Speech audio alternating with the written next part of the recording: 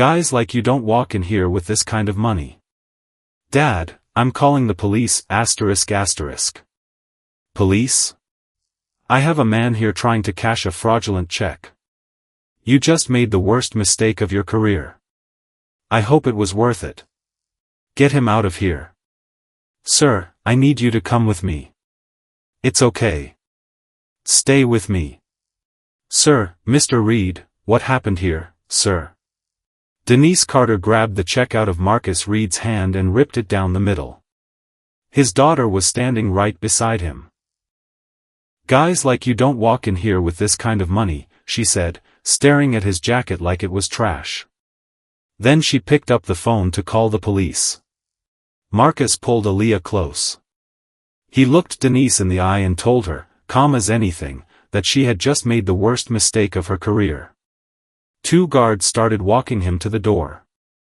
That's when a man in a suit pushed through the front entrance, looked down at the torn paper on the floor, and went pale. Mr. Reed, he said. Before we get to why he looked like he'd seen a ghost, sir, let's go back 40 minutes. Marcus Reed was 42 years old. For 6 years, he'd raised his daughter alone in a small rented house on the edge of Millbrook, a town where nobody looked twice at his beat-up truck or the same gray jacket he'd worn since before Aaliyah was born. His wife had left them both years ago for a bigger life somewhere else. Marcus never talked about it. He just kept going. School drop-off every morning, dinner every night, every single recital, even the ones that landed at the end of a 19-hour workday. Nobody at Aaliyah's school knew that the tired dad in the faded jacket had built Ironwood Capital from a laptop and a folding table into a firm managing billions of dollars. Marcus liked it that way. He didn't want his daughter thinking a coat or a car told you who somebody was. He wore the same watch he'd worn for a decade. Drove the same truck he'd bought used before Aaliyah could walk. His success stayed folded quietly into the background of an ordinary life, visible only to the handful of people who actually needed to know it existed. That morning, a check for $5 million had cleared, his cut from selling an early stake in a tech company nobody had heard of until it made the news. Half was going into a fund for Aaliyah's future. The other half was seed money for a scholarship for kids being raised by one parent the way Aaliyah was. He almost didn't bring her. Then she begged, and he said yes, because it was supposed to be the easy stop before the fun part of the day, the bookstore, then dinner at the diner on 5th. 10 minutes, tops. That's what he told her. He was wrong. Aaliyah had even negotiated 3 books instead of the usual one since he was in a good mood. He'd agreed without hesitation. Whatever was about to happen inside that bank, neither of them saw it coming. Marcus had banked at the Elm Street branch of First Union Bank for 15 years. Denise Carter had transferred in 3 weeks ago. She didn't know his history. She didn't know his account went back before the branch even had his file digitized. She looked at him, then at Aaliyah, then at the truck out front. Customers in pressed suits got greeted before they'd even crossed the lobby. Marcus and Aaliyah stood at the counter while 3 tellers stayed exactly where they were. Aaliyah tugged his sleeve. Why isn't anyone helping us? Be patient, Marcus said quietly. Don't decide what people are before they've done anything. He didn't know yet how wrong that advice was about to look. When he finally reached the counter, Denise's eyes locked on the number on the check before her brain caught up to the rest of him. Instead of pulling his account, a 30-second job. She started asking loud questions, loud enough that half the lobby turned to look. Marcus handed over his license, his card, the paperwork proving the sale of his shares. He offered to let her call the issuing bank right there and confirm everything in minutes. Denise glanced at the papers without reading them. A man carrying $5 million doesn't drive a truck like that, she said. A young teller, Emily Park, reached for the phone to make the call herself. Denise snapped at her to get back to her station. Phones were already coming out around the lobby. By now, the line behind Marcus had stopped moving. Customers who'd walked in for a routine deposit found themselves stuck watching a standoff instead, and none of them looked away. A woman near the entrance leaned toward her husband and whispered that something felt off about the whole thing. She didn't say which direction the off was pointing. Someone near the back muttered that the little girl was probably part of the scam. Nobody argued with him. They just kept filming. Aaliyah's hand found her father's and gripped it hard. Marcus kept his voice level and asked Denise one more time to just make the call. That request seemed to make her angrier. In front of everyone, Denise announced the check was fraudulent without checking a single fact. Marcus told her evenly that she should think hard about what she did next. She heard it as a threat instead of a warning. She snatched the check off the counter, tore it in half in front of his daughter, then tore it again and let the pieces drop to the floor at his feet. "People like you don't walk in here with this," she said. The lobby went dead silent. Aaliyah bent down to pick up the pieces. Marcus stopped her. He wasn't letting his daughter kneel on that floor to gather what someone had just used to humiliate him. "You just made the most expensive mistake of your career," he told Denise. She called the police and reported fraud. Then she ordered Jordan Banks, the branch's security guard, to walk Marcus out. Jordan hesitated. He'd watched the whole thing. This man hadn't raised his voice once, but a direct order from a manager in front of a packed lobby doesn't leave a guard much room to think out loud. Aaliyah looked up as Jordan stepped toward them, fear on her face that no 8-year-old should carry into a bank on a Tuesday afternoon. Marcus had a choice. Fight it and risk something worse happening with his daughter standing right there. Or let it happen and trust that the truth would catch up eventually. He chose to walk. This is the part that mattered most. The man whose whole job was supposed to be keeping people safe put his hand on Marcus's shoulder anyway and started walking him toward the door, not because he believed Denise, but because the badge on his chest told him to move, and he moved. Trust doesn't always break with a scream. Sometimes it breaks quietly, one compliant step at a time. Aaliyah wrapped both arms around her father's waist and begged Jordan in a small voice not to take him. Denise called out that someone should hold the girl back so she couldn't obstruct the guard. That was the first time Marcus's calm actually cracked. "No one touches my daughter," he said, and for the first time, his voice had an edge in it. Denise pointed at him like she'd caught something. "That's exactly the aggression I've been warning everyone about." Marcus lowered his voice again, kept his hands open at his sides, and pulled Aaliyah against his hip. It hit him, walking those last few steps toward the exit, how fast a father's instinct to protect his kid could be twisted into proof against him. Emily tried once more. She told Denise, as steady as she could manage, that one phone call would end all of this in minutes. Denise threatened to fire her on the spot if she said another word in front of the customers still recording. Emily went quiet, but something in the way she looked at Marcus said she believed him, even if her job depended on not saying so out loud. Nobody in that lobby put their phone down to actually help. They wanted the show. Nobody wanted to be the first person to risk anything for a stranger.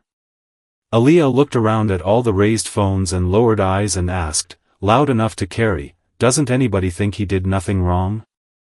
Nobody answered her. That silence hit Marcus harder than anything Denise had said. Jordan kept walking him toward the glass doors, his grip loose, like some part of him didn't want to be doing this, even while he did it. Marcus counted his steps the way he counted his breathing during a hard negotiation. Anything to keep from letting the anger win. Then the front door opened. Richard Hale walked in with a leather briefcase and the relaxed posture of a man expecting a quiet after-hours meeting. He was the regional president for First Union Bank, and he'd come to the Elm Street branch specifically to sit down with Marcus Reed, the man behind a $750 million deal that was supposed to close that week. He took 2 steps inside and understood exactly what he was looking at. His briefcase hit the floor. "Mr. Reed," he said, and the whole temperature of the room changed. Jordan let go of Marcus's arm like it had turned hot. Denise rushed over, already explaining she'd just stopped a $5 million fraud. Richard asked her one question: did she have any idea who she'd just torn a check in front of? She didn't answer, because she didn't know. In front of the whole lobby, Richard explained who Marcus Reed actually was, founder of Ironwood Capital, the client behind the biggest deal the bank had on the table, the only person with the authority to walk away from it. The check, he said, had already been confirmed as legitimate that morning. Denise had never once checked. Then Richard crouched down to Aaliyah's level and apologized to her directly. It was the first time since they'd walked in that anyone had spoken to her like her fear actually mattered. The customers who'd been filming lowered their phones. None of them deleted the footage. Denise straightened her blazer and tried to recover, insisting Marcus should have dressed the part or announced who he was the moment he walked in. Does a customer need to be rich before he deserves basic decency? Marcus asked her. She said she was only following procedure. Richard asked her to name the procedure that led a manager to destroy a customer's property in front of his child. There wasn't one. While everyone's attention was on Richard, Denise slipped behind her terminal and started deleting the note she'd added to Marcus's account, the one calling him a threatening customer with a high fraud risk. Emily caught it. She crossed the lobby and put her hand flat on the keyboard, stopping the deletion mid-motion. "That note stays exactly where it is," she said. Then she told Richard the cameras had caught every second of it, from the moment Marcus walked in to the moment the check hit the floor. Denise's face went pale. Richard fired her on the spot, right there in the lobby, in front of the same people who'd watched her tear the check apart 10 minutes earlier. She asked to talk privately. He refused. "You humiliated him in public. You'll answer for it in public." Jordan got a suspension instead of a firing. The footage showed he'd never used force and he'd let go the second Richard spoke. "I knew something felt wrong," Jordan admitted, mostly to himself. "I just didn't trust it enough to say so." The police arrived not long after, responding to Denise's original call, one that had described a black man attempting fraud and threatening staff. For 1 second, walking toward 2 uniformed officers, Marcus felt the same tightening in his chest all over again. Another round of assumptions waiting to happen. It didn't come. Richard explained. The officers apologized, took statements, and closed the case within 48 hours. No fraud, no threat, and Denise's original report flagged as false from the start. By then, it didn't matter. A 10-second clip of Denise tearing the check while Aaliyah watched was already online, and it didn't stay small. Within a day, it had national attention. News vans showed up outside the same glass doors. Reporters found out Marcus was a single father who'd raised his daughter alone for 6 years, and that the torn money was supposed to fund scholarships for kids just like her. Old photos surfaced of him dropping Aaliyah at school. Neighbors described him to reporters as quiet and private, a man who'd never once mentioned the size of his company to anyone in Millbrook. The gap between what the money was actually meant to do and how its owner had just been treated only made the outrage grow with every share. Commentators argued about the footage for days. The line Denise had used at the counter, "Guys like you don't walk in here with this kind of money," got repeated across every outlet until it was impossible to escape. A few reporters dug into her employment history and found complaints that had never made it past an internal file until that week. First union stock started sliding. The board called an emergency meeting. Investigators found Denise had a documented history of freezing accounts belonging to black customers and lower-income customers, over a dozen buried complaints, every one closed without real review.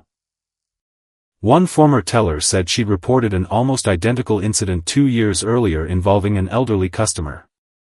Nothing had happened then either. What looked like one manager's bad afternoon was actually a pattern the whole branch had been protecting for years. Executives who had never once asked about a single branch manager suddenly wanted hourly updates. More than one board member floated the idea of a quiet private payout, hoping the story would vanish from headlines before it cost them the deal.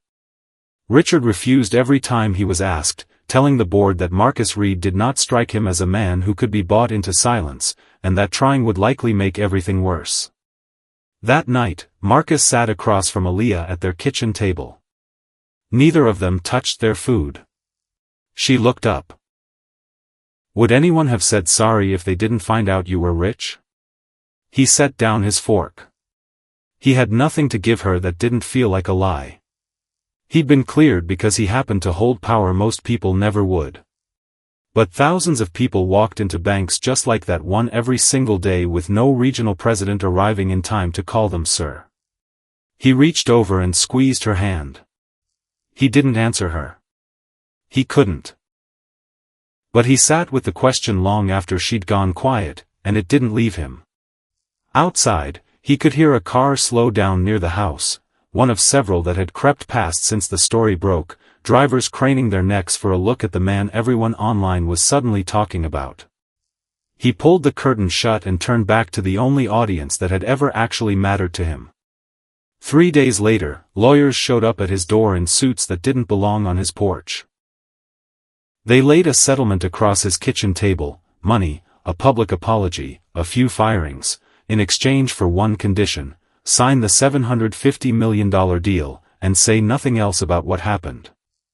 Marcus listened to the whole pitch without interrupting while Aaliyah did homework in the next room. Part of him wanted to take the money, take his daughter, and never walk into another First Union branch again. But he kept hearing her question. If nobody had known he was rich, would anyone have apologized at all?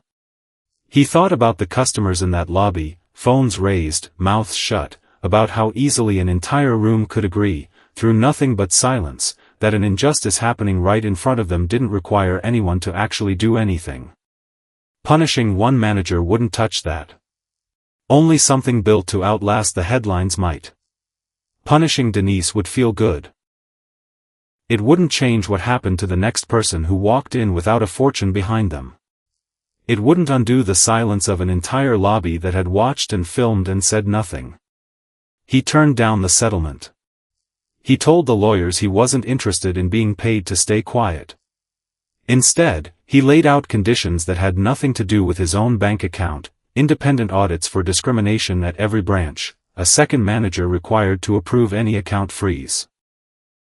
Customers guaranteed the right to independent verification, real protection for employees who spoke up, a condition he insisted on because of what he'd watched happen to Emily, training for staff like Jordan on when to question an order instead of just following it, no more deleting footage once a complaint was filed, customer rights posted in plain language in every branch. And a permanent fund for single-parent families, seeded with the same money that had once been torn apart on a lobby floor. The board pushed back at first, calling some of the conditions far beyond what one bad afternoon required. Richard sat through the negotiations, reminding them more than once that refusing Marcus's terms would cost them a great deal more than accepting them. Within the week, every condition was written into the final agreement, along with a public timeline for when each change would take effect. Denise lost her banking license for good and now faces a civil rights lawsuit and a charge for filing a false police report. Jordan was reinstated and went through the very training program Marcus had demanded. When Marcus saw him again weeks later, Jordan apologized quietly, admitting he wished he'd trusted his own instincts instead of waiting for permission to do the right thing. Marcus told him there was nothing left to apologize for. He remembered exactly how loose that grip on his arm had been, and how fast it had let go.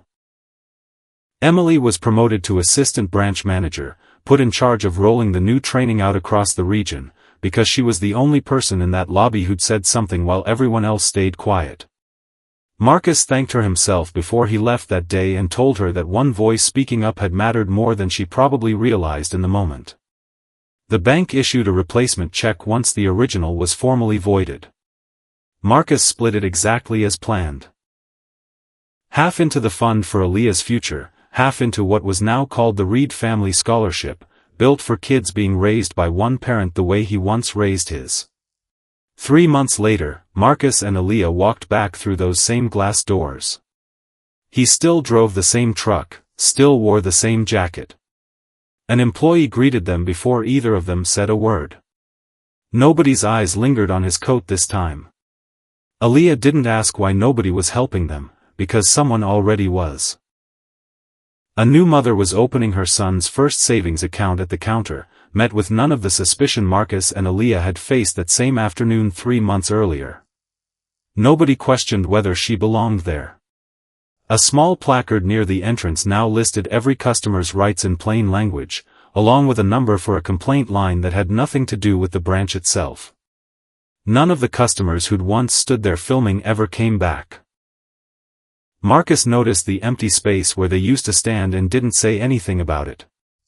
Aaliyah watched the new mother for a moment, then looked up at her father. "Is that why you didn't just shut the whole bank down?" Marcus thought about how to say it so she'd actually understand it, not just hear it. "Closing a door is easy," he told her. "Keeping it open for everyone is the hard part."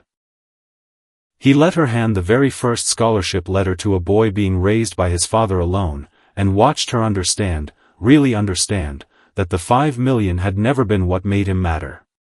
What mattered was what he did with the power to hurt someone back, and chose not to use it that way.